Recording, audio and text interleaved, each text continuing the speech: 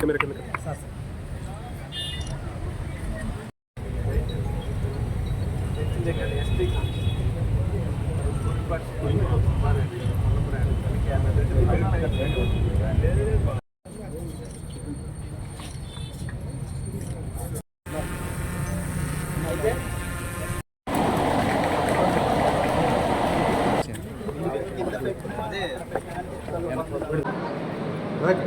you, sir.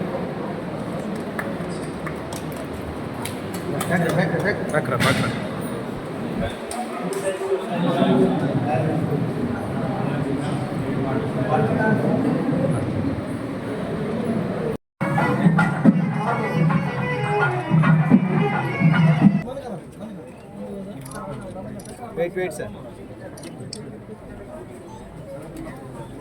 ఎవరు తీసుకున్నావా?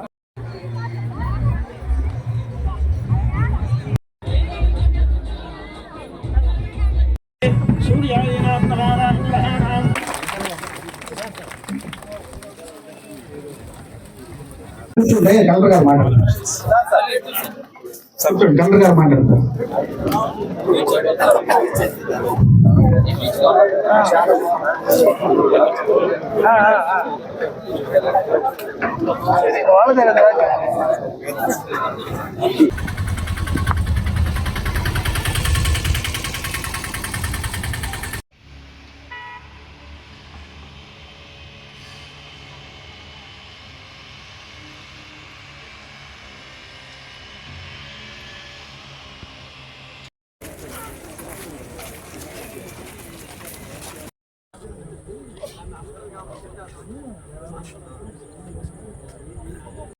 Homework drives అన్ని యువత మీద చేశారు, వదిలేస్తారు. ప్రతి ఇలా వస్తుంది.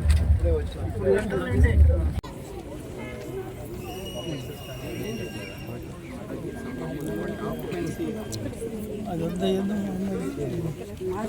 అంటే అమ్మ ఎందుకు అంటే జనాలు రావట్లేదు అంటారు, ఓన్లీ వర్షాకాలంలో నీళ్ళు వస్తుంది అని చెప్పి అందరూ రావట్లేదన్న అదేనా?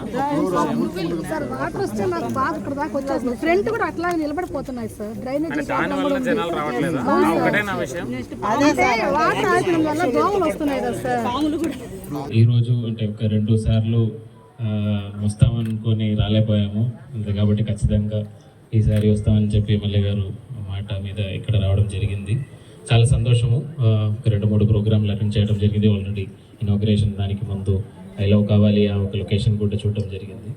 ఎమ్మెల్యే గారు చాలా మంచి మాటలు చెప్పారు. దీనిలో నా ఎఫర్ట్ చాలా తక్కువనే, ఎందుకంటే మీ అందరికీ కూడా తెలుసు పెద్ద ఒక ఇండస్ట్రీ మన జిల్లాలో రావాలంటే దానికి రకరకాల రీజన్స్ ఉంటాయి. స్టేట్ గవర్నమెంట్ సబ్సిడీస్ కానీ, ఆనరబుల్ సీఎం గారి డైరెక్షన్స్ కానీ, అదేవిధంగా డిపార్ట్మెంట్ స్టేట్ లెవెల్లో ఉన్న డిపార్ట్మెంట్ సపోర్ట్ కానీ.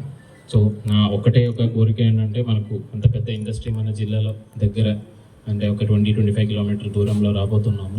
సో దాన్ని అడ్వాంటేజ్ ఖచ్చితంగా మనం వాడుకోవాల్సిన అవసరం అయితే ఉంది.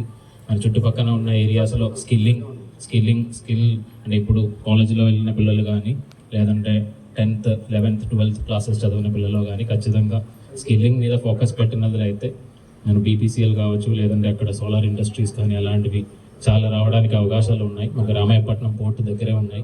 సో అవన్నీ కూడా వాడుకొని జాబ్స్ పెంచుకోవడానికి మంచి అవకాశాలు ఉన్నాయి.